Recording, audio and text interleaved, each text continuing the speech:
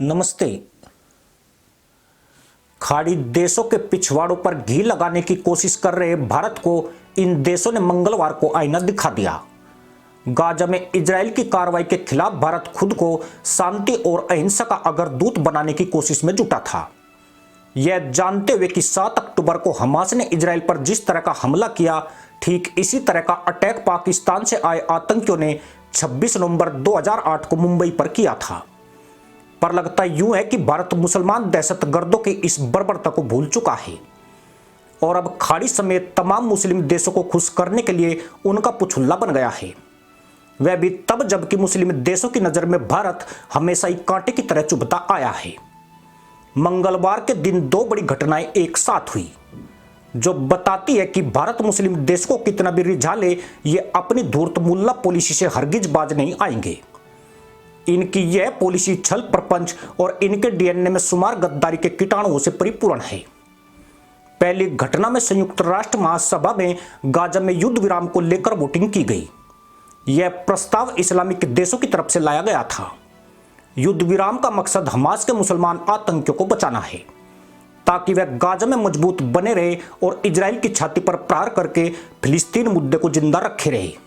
हैरानी की बात नहीं है कि जिन मुस्लिम देशों ने भारत की पीठ में हमेशा छुरा घोंपा, भारत उसे भूल गया और जिस इजराइल ने सदैव संकट में साथ दिया, उसके साथ विश्वासघात करके भारत ने 153 सदस्य देशों के साथ युद्ध विराम के समर्थन में वोटिंग की।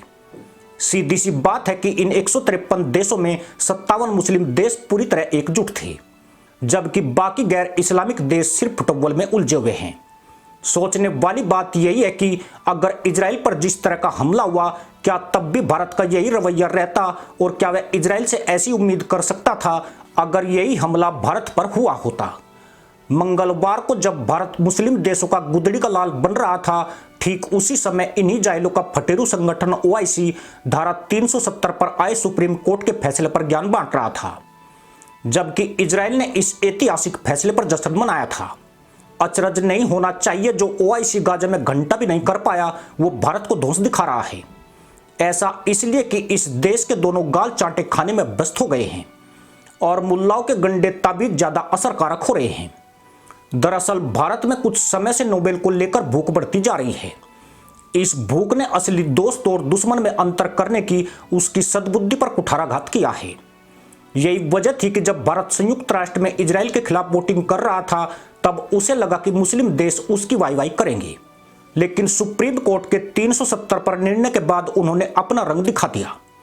ठीक ऐसे ही भारत ने रूस को युद्ध का युग नहीं कहकर ज्ञान दिया था, जबकि रूस जिस यूक्रेन की हेकड़ी निकाल रहा है, वह भारत के कट्टर दुश्मन पाकिस्तान का खास दोस्त है और पाकिस्तान को भारत के खिलाफ इस्तेमाल होने वाले हथियारों की आपूर्ति करता आया है, जिनमें टैंक से लेकर फाइटर जेट के इंजन और रक्षा तकनीक शामिल है। मोटे शब्दों में समझे तो भारत ने हमेशा ही अपने दोस्तों के साथ उल्टी सीधी हरकतें की है और उन्हें नसीहतें देकर महान बनने के रास्ते तलाशे हैं। यह देश भारत की इसलिए सुन लेते हैं क्योंकि वह इसका सम्मान करते हैं, मगर भारत ने कभी भी इन देशों के दुश्मनों के खिलाफ मुंह तक नहीं खोला। यानी भारत इनकी खाता है और गीत दुश्मनों के गाता है। रूस और इजराइल दोनों ऐसे देश हैं जिनकी भारत से दोस्ती जग जाहिर है। आज यह दोनों ही देश गंभीर युद्ध संकट में फंसे हुए हैं। अगर यह दोनों देश इन युद्धों में हार गए तो भारत के पास यकीनन ऐसे सहयोगी नहीं बचेंगे और कल जब चीन या कोई अन्य देश भारत के पिछवाड़े पर खंजर घोंपेगा तो इस देश के नेता नंगे खड़े नजर आएंगे। कम से कम इस मामले में पाकिस्तान जैसा छकड़ा देश बहुत बेहतर है, जो अपने खास दोस्त तुर्की चीन के मामले में किंतु परंतु की बजाय तुरंत समर्थन कर देता है। अजरबैजान का उदाहरण आज सबके सामने है, जब पाकिस्तान ने बिना कुछ नफा नुकसान के साथ उसका साथ दिया था, जबकि गांधी का देश इसी उधेड़बुन में रहता है कि इसकी पीठ पर खुजाए तो क्या होगा, उसकी पतलून में हाथ डाला तो तब क्या होगा। सच्ची मित्रता में ऐसा विरोधाभास कभी भी नहीं देखा जाता है। दोस्त बेशक गलत ही सही हो, पर उसका साथ हमेशा देना चाहिए।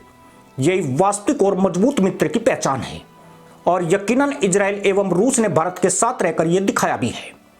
पर यहां तो ज्ञान चटोरे और गंडे तबीज के मारे की भरमार है।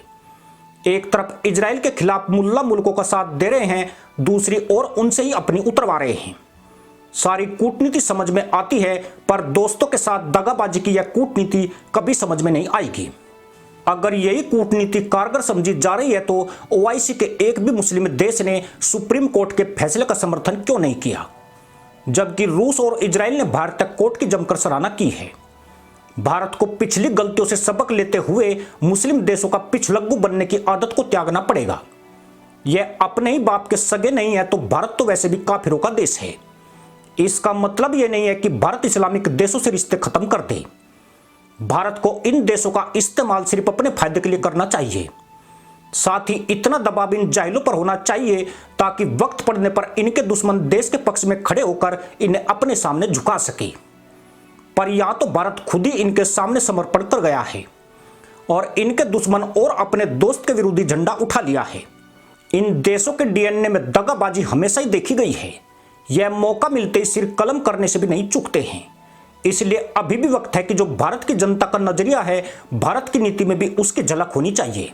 नोबेल की लालसा में इस देश का बेड़ा गर्क करने के इरादे संदेह खड़ा करते हैं। भारत के 7 दशक के छोटे से इतिहास में हर मुस्लिम देश ने हर संकट में भारत की उपेक्षा की है। वहीं इजराइल और रूस ने भारत को कभी भी ज्ञान नहीं बांटा है। आज अगर रूस चीन को अधिक तरजीह दे रहा है तो इसके पीछे भारत की गलत नीतियां हैं, क्योंकि दुश्मनों की बजाय दोस्तों को उलाना देने की भारत की पॉलिसी की वजह से इन देशों का भारत पर भरोसा कमजोर हुआ है। कम से कम रूस के साथ इजराइल भी भारत की दगाबाजी आज जरूर देख रहा होगा और मुल्ला देश इसलिए फूलकर कुप्पा होंगे कि उन्होंने भारत और उसके अहम दोस्तों के बीच फूट के अंकुर बो दिए हैं। इसी के साथ अनुमति दोस्तों, जय हिंद, वंदे मातरम।